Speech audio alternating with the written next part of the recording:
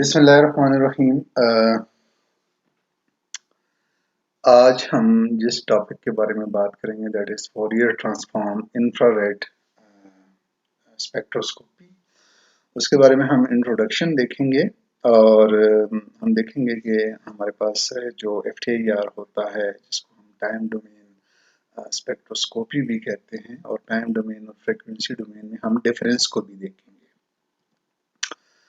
तो infrared spectra generally जो Fourier transform use किया गया सबसे पहले that is for investigating the distant star. जो हमसे दूर सितारे हैं उनको हम या जनरली जो एस्ट्रोनॉमर होते हैं वो उनको स्टडी करते हैं थ्रू फोरियर ट्रांसफॉर्म टेक्निक। उसमें ये होता है कि आपके पास वो जो डिस्टेंस से रिलेटेड जो नॉइसेस होती हैं या नॉइस होते हैं वो रिड्यूस हो जाता है जब आप फोरियर ट्रांसफॉर्म टेक्निक का यूज करते हो। उसमें आपके पास जनरली चूंकि वो काफी दूर होते हैं आपसे, तो इस टेक्निक के जरिए आप उनको जो नॉइस के जो सिग्नल्स हैं उससे आप सेपरेट कर सकते हो। तो वीक सिग्नल्स जो जनरली होते हैं उनको आप स्टडी कर सकते हैं थ्रू फोरियर ट्रांसफॉर्म। तो लोग जनरली जो साइंटिस्ट हैं वो इसी टेक्निक को यूज करते हैं। अब फोरियर ट्रांसफॉर्म क्या है हम इसको आगे चल के देखेंगे कि what is the difference between Fourier transform IR and the simple IR जो इंफ्रारेड स्पेक्ट्रोस्कोपी है। हिस्ट्री में अगर आप देख लें तो फर्स्ट केमिकल स्टडी जो है ना वो फार IR रीजन में की गई फोरियर ट्रांसफॉर्म को यूज करते हुए।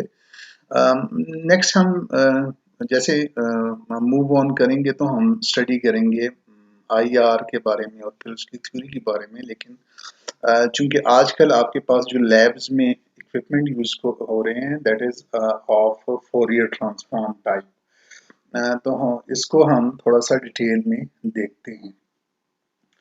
अब फोरियर ट्रांसफॉर्म का जो इंस्ट्रूमेंट हम यूज करते हैं या फोरियर ट्रांसफॉर्म IR स्पेक्ट्रोस्कोपी जब हम उसको डिस्कस करते हैं या स्टडी करते हैं तो उसके हमारे पास कुछ एडवांटेजेस हैं। और उस एडवांटेजेस में सबसे पहला एडवांटेज आपके पास ये होता है कि आपके पास जो फोरियर ट्रांसफॉर्म इक्विपमेंट होता है उसमें आपके पास जो जैसे कि आप स्पेक्ट्रोफोटोमीटर में हमने लास्ट टाइम देखा कि उसमें आपके पास मोनोक्रोमेटर्स होते हैं, आप फिल्टर यूज करते हैं, उसमें आपके पास मोनोक्रोमेटर में ग्रेटिंग होते हैं, प्रिज्म होते हैं उसमें समटाइम्स, और समटाइम्स आपके पास उसमें मिरर्स होते हैं। तो काफी ज्यादा पार्ट्स उसमें इन्वॉल्व होते हैं।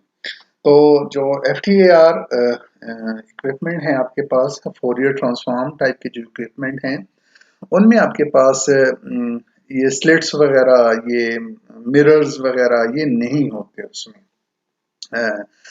इन ऑर्डर टू एटेन्यूएट रेडिएशन। तो इसका फायदा ये होता है आपके पास जब ये सारी चीजें उसमें या ये सारे कंपोनेंट्स उस इंस्ट्रूमेंट में नहीं होते तो आपकी जो सोर्स की जो पावर है वो आप ये कह सकते हो कि मैक्सिमम पावर वो जो है ना वो डिटेक्टर की तरफ पहुंचती है थ्रू सैंपल पास होके। और आपने देखा भी है, लास्ट लेक्चर में डिस्कस भी कर चुके हैं कि जो IR रेडिएशंस होती हैं वो एनर्जेटिक ज़्यादा नहीं होती। इस वजह से आपके पास डिटेक्टर को काफ़ी आपने उसको इम्प्रूव करना होता है और उसको डिटेक्ट करने के लिए। तो फोरियर ट्रांसफॉर्म की केस में आपके पास ये सारे इक्विपमेंट का ना होना, इसका एक फ़ायदा ये है कि आपके पास जो सोर्स की जो लाइट है या intensity of light from source वो रीच करती है, मैक्सिमम लाइट आपके पास डिटेक्टर के पास पहुंचती है। सेकेंड एडवांटेज ये है कि आपके पास high resolution power and wave reproducibility होती है इसमें। दैट इज बिकॉज कि आप इसमें सोर्स जो आपका होता है वो काइंड ऑफ लेजर होता है, और जो फोरियर ट्रांसफॉर्म इंफ्रारेड स्पेक्ट्रोफोटोमीटर है उसमें काइंड ऑफ लेजर होता है, और लेजर की मैंने आपसे कहा था कि डाइवर्जेंस बहुत कम होती है। और चूंकि जो आम ड्यूटरियम जैसे यूवी या विजिबल में हमारे पास जो लैंप थे उसको आप स्कैन करते हैं थ्रू मोनोक्रोमेटर, और आप उसकी रेजोल्यूशन उतनी आपके पास नहीं आ पाती, क्योंकि वो द काइंड ऑफ जैसी रेजोल्यूशन आप इंक्रीज करते हो तो आप की जो वो जो जो एग्जिट स्लिट है मोनोक्रोमेटर में उसको आपने रिड्यूस करना पड़ता है, या उस केस में अगर आपने रेजोल्यूशन इम्प्रूव करनी हम डिस्कस कर चुके हैं, तो अ, उसमें आपको ग्रेटिंग में जो लाइनिंग की जो स्पेसिंग है उसको रिड्यूस करना पड़ता है। तो इसका अल्टीमेट हमने कहा था कि उसका हमारे पास डिसएडवांटेज ये है कि जो आपके पास डिटेक्टर पे जो लाइट पहुंचती है उसमें नॉइस और जो आपकी पीक होती है सैंपल में उसमें वो डिफरेंशिएशन थोड़ी सी मुश्किल हो जाती है। तो यहाँ पे चूंकि एक लेजर है, आपके पास कोई ऑप्टिकल कंपोनेंट्स नहीं है जैसे मिरर हो गए, मोनोक्रोमेटर में ग्रेटिंग और या प्रिज्म टाइप की कोई चीज नहीं है, तो डायरेक्ट आपकी लेजर की जो लाइट है वो रिसीव होती है डिटेक्टर पे थ्रू सैंपल। तो इसका फायदा ये होता है कि चूंकि लेजर है तो ये इसकी डाइवर्जन 0.05 डिग्री से कम है, जैसे हम डिस्कस कर चुके हैं, तो उससे हमारे पास रेजोल्यूशन इंप्रूव होती है। अगर आप ये देख लें कि ये समथिंग अबाउट ये जो वेवलेंथ हमने एक्स एक्सिस पे वेवलेंथ शो किया है, और ये वाई जो नीचे वाली एक्स एक्सिस पे वेव नंबर है, तो आप इसको अगर वेव लेंथ इन नैनोमीटर में कन्वर्ट करें तो बहुत ही कम ये जो है ना हमारे पास डिस्टेंस है, और हमारे पास इस डिस्टेंस में ये जो सैंपल है स्टील का इसमें हमारे पास 13 लाइंस ओरिजिनेट होती हैं। तो एक तो ये एडवांटेज हो गया हमारे पास कि ये इसकी रेजोल्यूशन पावर काफ़ी हाई होती है फोरियर ट्रांसफॉर्म इक्विपमेंट की। फर्स्ट एडवांटेज हमारे पास ये हो गया कि ये थ्रूपुट एडवांटेज है, जिसका आप कह सकते हो कि इसमें कोई कंपोनेंट्स नहीं इन्वॉल्व होते लाइट को डाइवर्ज करने के लिए। थर्ड एडवांटेज जो कि आप कह सकते हैं कि that is best advantage of Fourier transform is that कि all elements of the source reach detector simultaneously। एक ही वक्त में सारी की सारी रेडिएशन या जो भी आप कह सकते हैं कोई भी रेंज आपने दी होती है तो वो साइमल्टेनियसली फॉल करती है ऑन डिटेक्टर। तो इसका मतलब ये है कि आपके पास टाइम की बचत हो जाती है। जैसे दूसरे स्पेक्ट्रोफोटोमीटर हैं, उसमें आप लेट्स से कि आप 400 नैनोमीटर से ऑनवर्ड 800 नैनोमीटर तक जाते हो, तो उसमें आपको एक स्कैनिंग करनी पड़ती है 410 410 415 420 and so on up to 800। लेकिन फोरियर ट्रांसफॉर्म में आपके पास ये स्कैनिंग का फिनोमिना नहीं होता। आप साइमल्टेनियसली आपकी रेडिएशन जो सोर्स से आती है थ्रू सैंपल होते हुए वो डायरेक्टली फॉल करती हैं ऑन डिटेक्टर। तो दैट इज बेस्ट एडवांटेज हम देखते हैं। और इससे हमारे पास ये होता है कि जब साइमल्टेनियसली सारी आपके पास डिटेक्टर पे रेडिएशन फॉल आउट होती हैं, तो इससे आपकी सिग्नल टू नॉइस रेशो जो है ना दैट इज इम्प्रूव्ड। आप बहुत ज्यादा इम्प्रूव कर लेते हो signal to noise ratio. Signal to noise ratio का मतलब यह है कि आपके पास जो सिग्नल्स आ रहे होते हैं आप उनको डिफरेंशिएट कर सकते हो फ्रॉम नॉइस। और जो कि नॉइस आपके पास किसी भी इक्विपमेंट में कई तरह की होती हैं, वो डिटेक्टर से एसोसिएटेड नॉइस भी हो सकती हैं, वो आपके पास इलेक्ट्रिकल कंपोनेंट्स जो उसमें होते हैं आपके स्पेक्ट्रोफोटोमीटर में उससे एसोसिएटेड नॉइसेस हो सकती हैं, फ्रीक्वेंसी से एसोसिएटेड आपके पास नॉइसेस हो सकती हैं। तो वो सारी नॉइसेस को आप जो है ना वो डिफरेंशिएट कर पाते हो from your signal of the sample. अब लेट्स से कि हम इसी जो थर्ड एडवांटेज है इसको हम थोड़ा सा एलेबोरेट करते हैं कि कैसे हमारे पास इसकी आप कह सकते हैं कि ये स्पेक्ट्रम की हमारे पास क्वालिटी इंप्रूव होती है इस एडवांटेज की वजह से। अब लेट्स से कि हमारे पास एक एक्सपेरिमेंटली डिराइव्ड स्पेक्ट्रम है और that spectrum is made up of M individual transmittance measurement के आपके पास एग्जाम्पल पड़ा हुआ है, सोर्स है और आखिर में डिटेक्टर है आपके पास। तो उसमें से आप ने एक स्पेक्ट्रम अटेन किया थ्रू IR स्पेक्ट्रोस्कोपी सैंपल और that spectrum is made up of m individual transmittance element जिसको आप और हर एक पॉइंट आपका इक्वली स्पेस्ड है उसमें और आप उसको रेजोल्यूशन एलिमेंट कहते हो। अब ये रेजोल्यूशन एलिमेंट क्या है?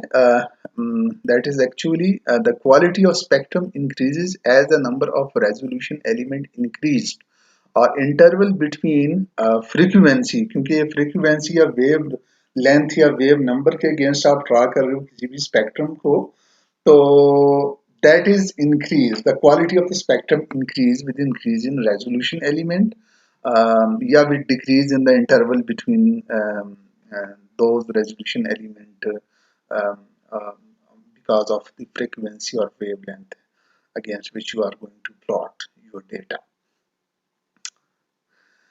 uh, to increase the spectral quality, we must increase resolution element.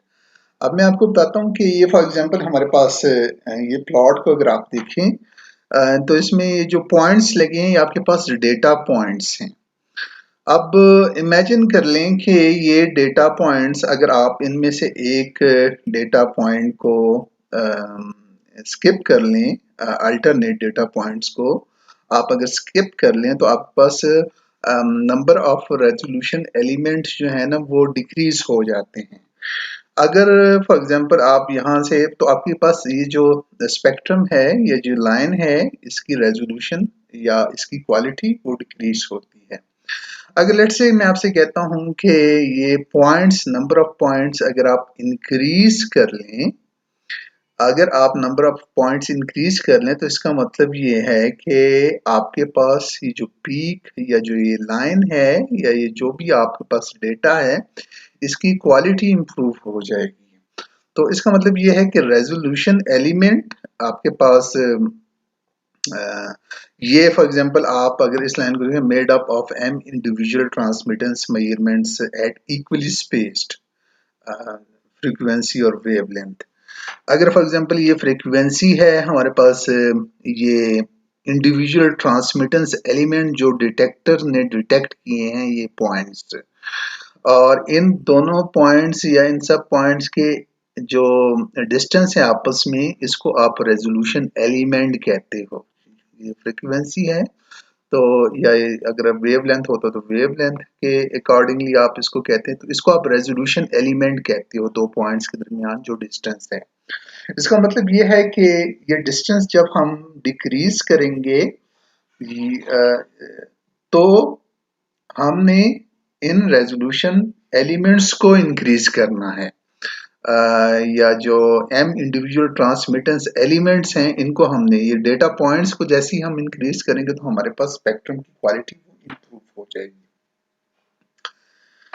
अब लेट्स से कि हमारे पास एक एग्जांपल है, हम कहते हैं कि हमने एक IR स्पेक्ट्रम दिया। दो तरह के हमारे पास स्पेक्ट्रोफोटोमीटर हैं, एक जो डिस्पर्सिव टाइप है, एक नॉन डिस्पर्सिव जैसे हम देख चुके हैं। एक डिस्पर्सिव का मतलब यह है कि आप एक स्कैनिंग करते हो, राइट फ्रॉम दी 500 से लेके आप 5000 पर सेंटीमीटर तक एक स्कैन पूरा करते हो।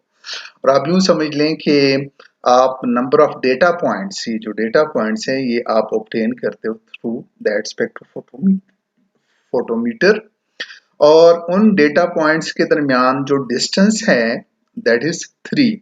इसका मतलब है 5000 माइनस 500, तो हमारे पास 4500 रह गया। 4500 डिवाइडेड बाय 3।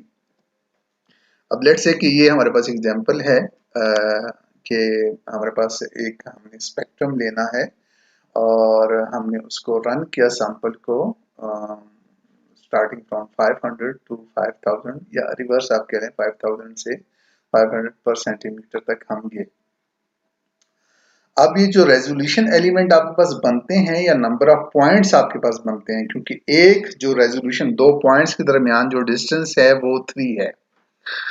तो इसका मतलब ये है कि हमारे पास 4500 divided by 3 is equal to 1500। तो 1500 हमारे पास रेजोल्यूशन एलिमेंट्स बने। ठीक है जी।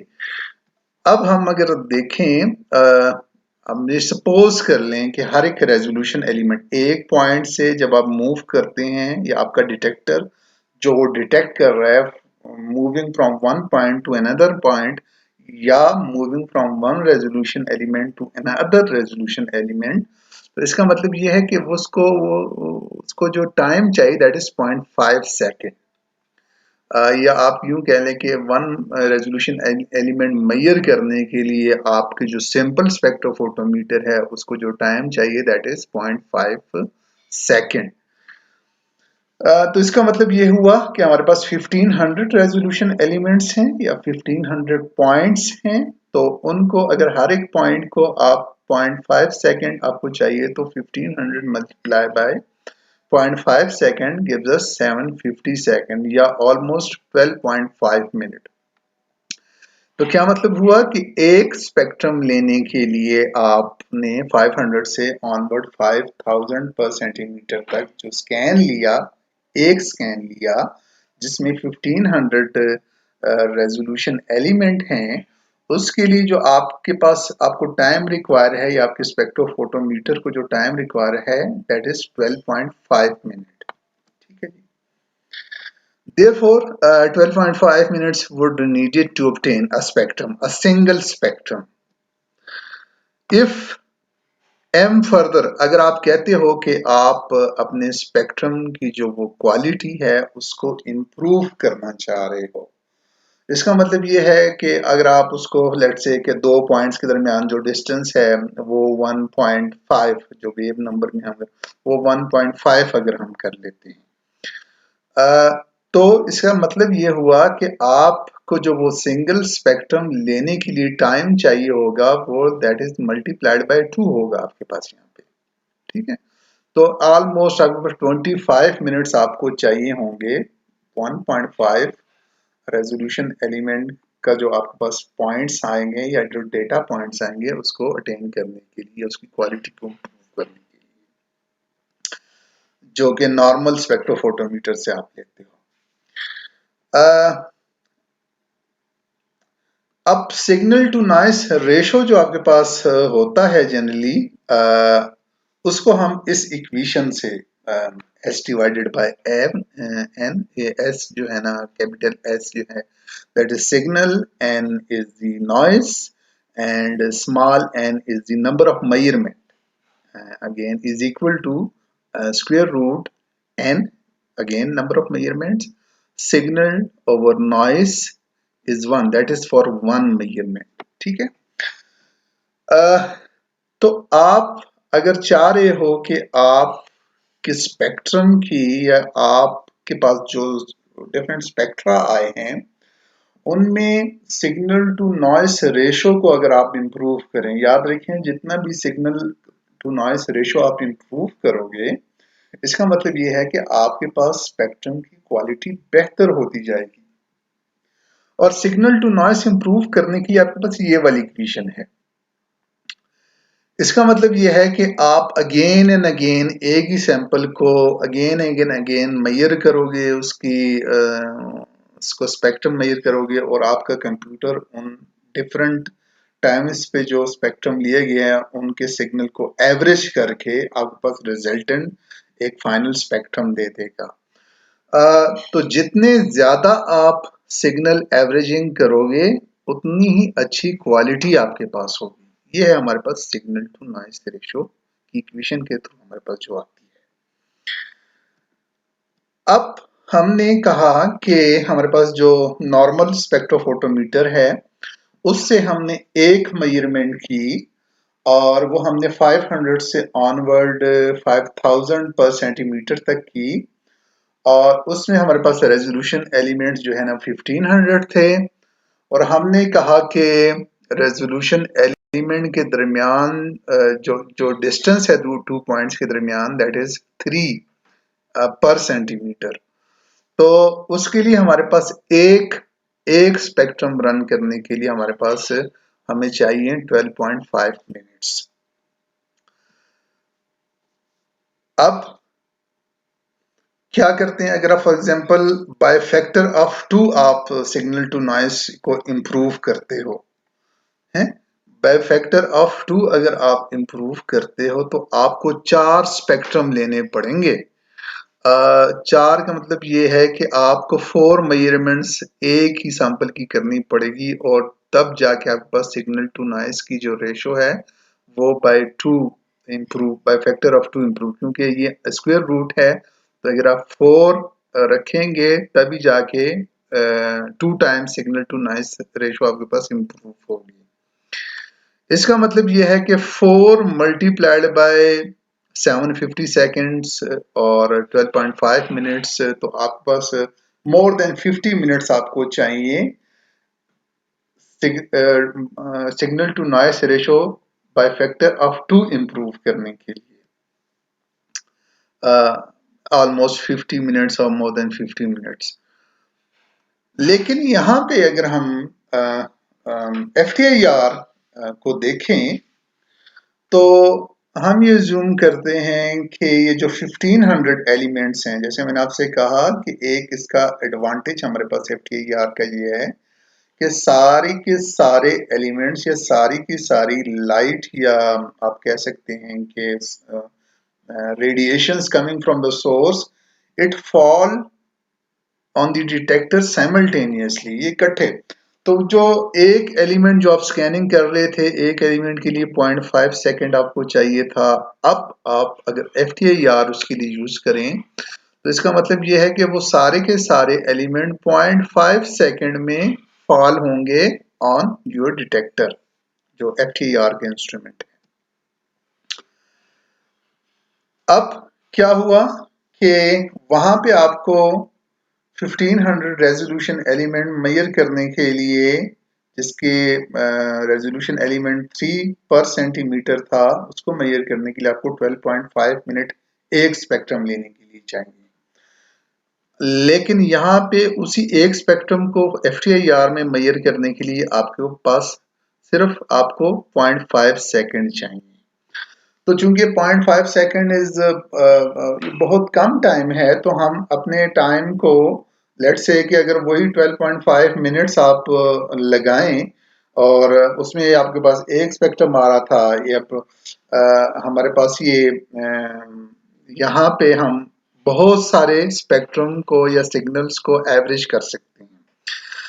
अब उन्हीं 1500 एलिमेंट्स जो आपने मेजर करने हैं उसको आप मल्टीप्लाइड करें, उसका आप ये समझ लें कि आपने 1500 टाइम्स उसका स्पेक्ट्रम वो डेटा ले लेना है या जनरेट कर लेना है थ्रू FTIR।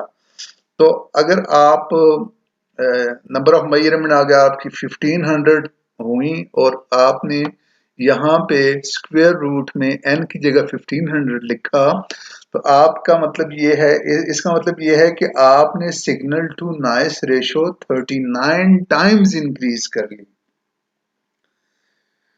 अब वहां पे एक स्पेक्ट्रम लेने के लिए स्कैनिंग स्पेक्ट्रोफोटोमीटर में आपके पास 12.5 मिनट्स चाहिए थे।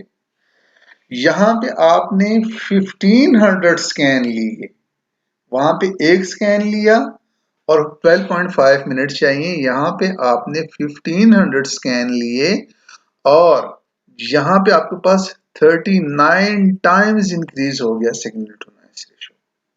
ठीक है, तो फोरियर ट्रांसफॉर्म आपके पास इसका एक एडवांटेज है जिसको आप मल्टीप्लेक्स एडवांटेज कहते हो। मल्टीप्लेक्स एडवांटेज आप इसको कहते हो कि आपके पास सारी की सारी radiations coming from the source passing through sample fall on the detector simultaneously. अब आते हैं हम देखते हैं कि जो हमारे पास FTIR के तीन एडवांटेजेस हो गए। एक आपके पास थ्रूपुट है कि उसमें कोई FTIR इक्विपमेंट में आपके पास कोई मोनोक्रोमैटर कोई फिल्टर नहीं यूज होते। सेकंड आपके पास ये है कि हाई रिजोल्यूशन पावर है क्योंकि लेजर उसमें एज ए सोर्स यूज होता है। थर्ड आपके पास मल्टीप्लेक्स एडवांटेज आ गया। अब वर्क कैसे करते हैं आपके जो FTIR स्पेक्ट्रोफोटोमीटर है। देखिए हमारे पास स्पेक्ट्रोस्कोपी जो टू टाइप्स की होती है, एक टाइम डोमेन और एक फ्रीक्वेंसी डोमेन। आपके पास जो हम स्पेक्ट्रोफोटोमीटर या स्पेक्ट्रोफोटोमेट्री लास्ट लेक्चर्स में हमने देखी थी, तो उसमें आप कह सकते हो कि दैट इज फ्रीक्वेंसी डोमेन। आपके पास वो फ्रीक्वेंसी डोमेन है।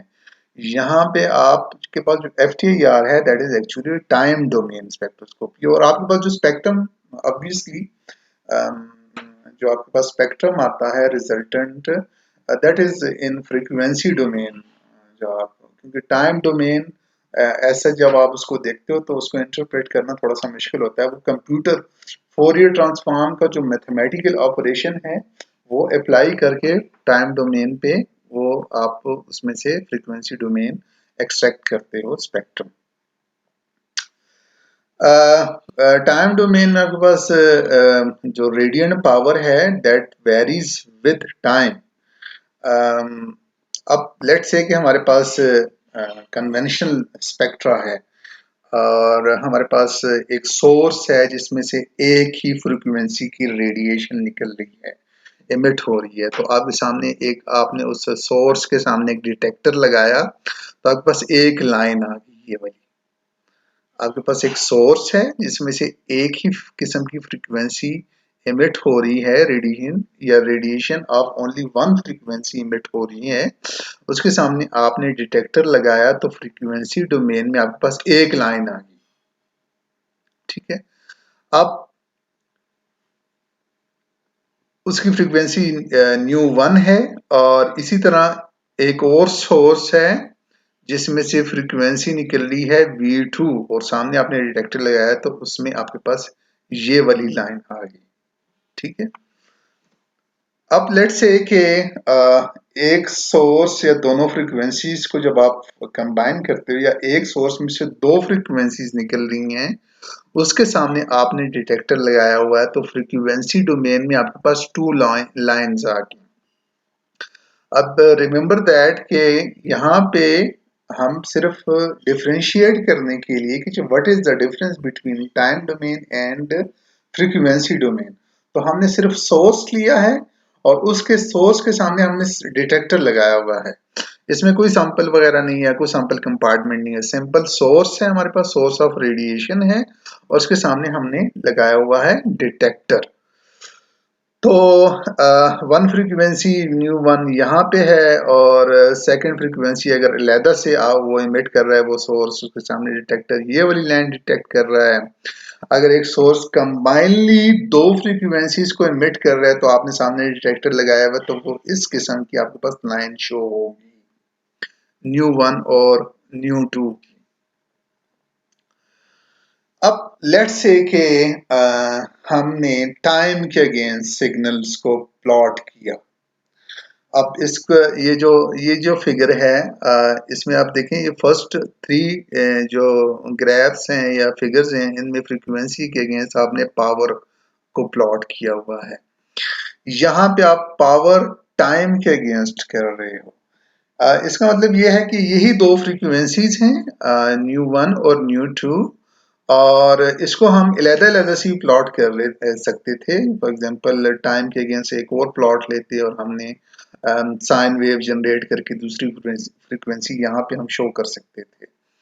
लेकिन इस फिगर में हमने दोनों को कंबाइन शो किया हुआ है। ये टाइम के अगेंस्ट है और ये डिटेक्टर ने सेपरेटली इसको डिटेक्ट किया हुआ है न्यू वन और न्यू टू को। वही फ्रीक्वेंसी है लेकिन ये टाइम के अगेंस्ट है क्योंकि टाइम के साथ इसमें वेरिएशन जो आ रही है। ठीक है, इन दोनों को हमने कंबाइन किया तो हमारे पास ये दो लाइंस आए फ्रीक्वेंसी डोमेन में, जो कि डिस्टेंस है, डिफरेंशिएटेड है फ्रॉम वन अनदर।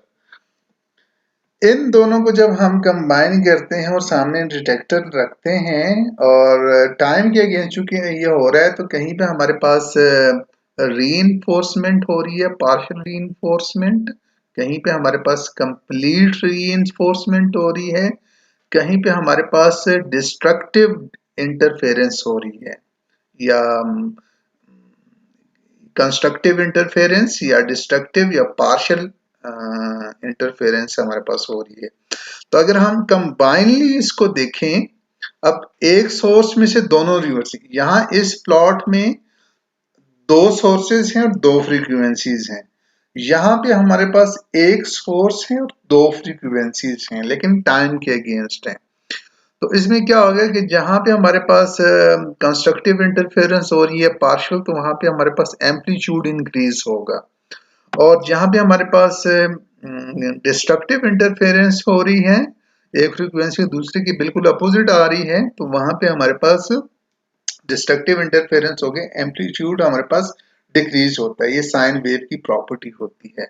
अगेन जहां पे हमारे पास कंस्ट्रक्टिव इंटरफेरेंस हो रही है, तो वहां पे हमारे पास जो साइन वेव्स की जब हम एडिशन करते हैं, वहां पे एम्पलीट्यूड इंक्रीज होता है।